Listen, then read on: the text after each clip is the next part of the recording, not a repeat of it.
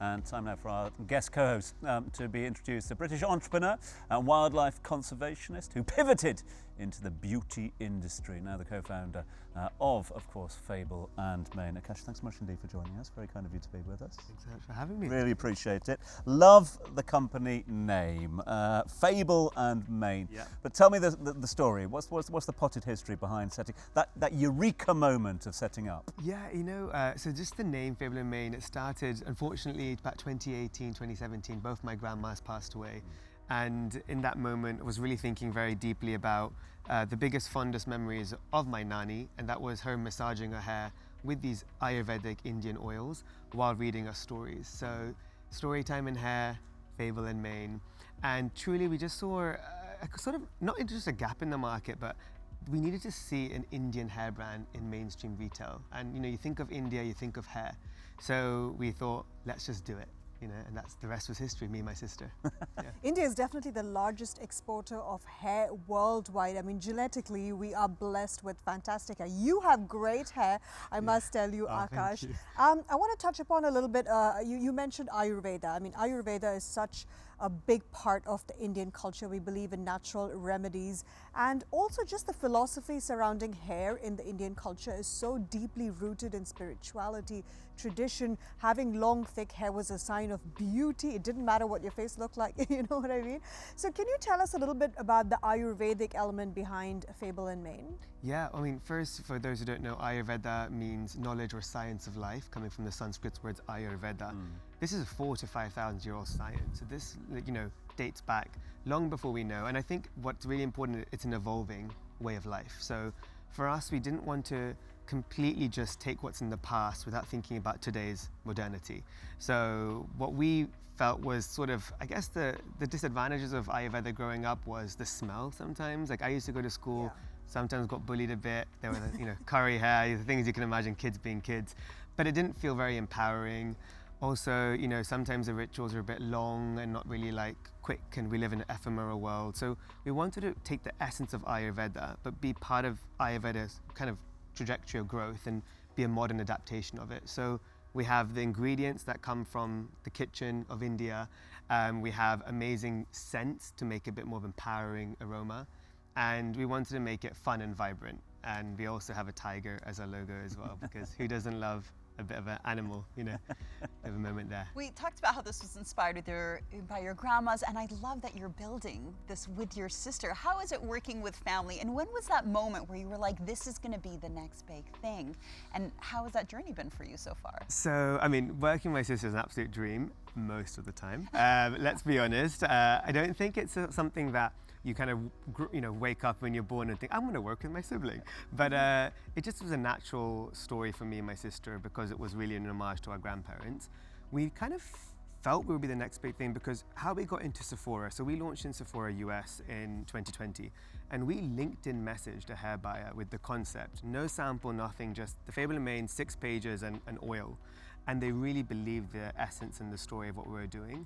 And we actually were staged to launch day one in stores and online in the thing called next big thing of hair.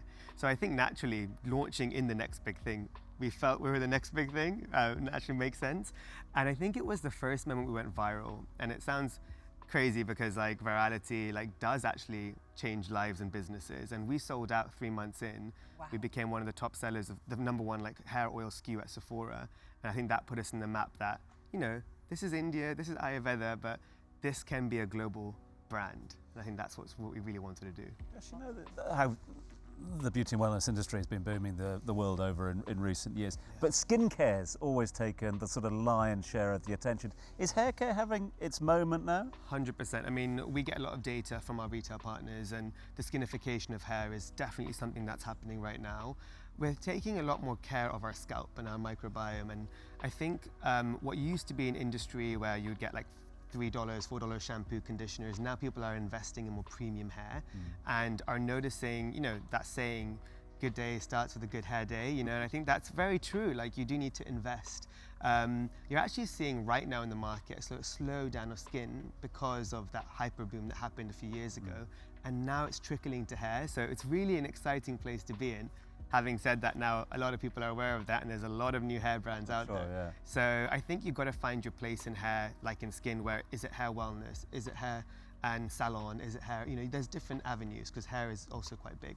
Wait, sorry, you need to explain hair wellness because you referred to Yes. that. What is hair? I don't know if Ash knows what this is, but I don't know what hair wellness is. Is that different than Hair- the health of your hair? Again, it comes from me, my interpretation, right? Your authentic interpretation is what you know. So for me, hair wellness is Ayurveda. In Ayurveda, we had words, my grandma would say things like sneha. This is lovingly putting on oil. So for me, it's emotion-tied beauty. So when you're putting on your hair oiling, how are you connecting with yourself? How are you taking an intentional moment, taking a couple of deep breaths, mind, body, and soul? That's what wellness is. But naturally, the products need to be gravitating towards all those elements of kind of connecting to your senses as well. Something about you is so calming. I feel like I just need to be calm and my hair is going to I grow mean, thicker. it's a lot of hair oiling gets me to this state, I'm not gonna lie. There's also a long-standing Ayurvedic belief that your hair health is quite indicative of your overall health. Do you believe in that? Is there any truth to that? 100%. I actually sometimes look at my hair, and our hair is fully evolving. Like you say, thank you so much for my hair being healthy, but sometimes it's not. Yeah. I'll wake up and I'm like, it's very dry and brittle. That often tends to be because I didn't drink a lot of water recently, right? You know, so you can tell a lot by just listening to your skin, your hair. But I would say if you live a very healthy lifestyle, you can experience healthy hair in general. So it's not just about the products. Again, it's about the whole wellness of your life. So there is such a thing as a bad hair day, is there? There is such a thing as a bad hair day, and trust me, you do not want a bad hair day because it's not a good feeling. Well, there's a nice like hair initiative behind your brand as well. Tell us about your work with, is it tigers? Tigers, yeah, and I mentioned it a bit before, but for me, I'll be honest, I think I was put on this planet like not to create shampoos and conditioners. I shouldn't be saying that while I'm talking about my brand, but I think this is a vehicle for education for me. My goal growing up was always to launch the largest wildlife fund in the world. And I just felt working with charities, there was a disconnect between giving back and like fundraising. And I thought, why can't businesses do it? So my commitment is I want to, with my sister, create a brand that educates in real time, donates in real time, but whenever the time comes to exit the brand, majority of the sale I want to go to our fund. And my long-term legacy is to build hopefully $1 billion wildlife fund. This year we have a commitment for $1 million. Well, And it helps not just big cats. I've just partnered with Jane Goodall as their ambassador, working with Ellen Family, so working with all species.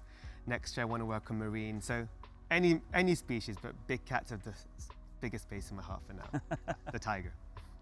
well, thank you so much for joining us today. And obviously you are our guest co-host. Yes, What an amazing time to have you here. So stay right there. As for now, we'll be talking to the founder of an award-winning Dubai-based hair concept who is known as the Middle East's Queen of Color. Stay tuned.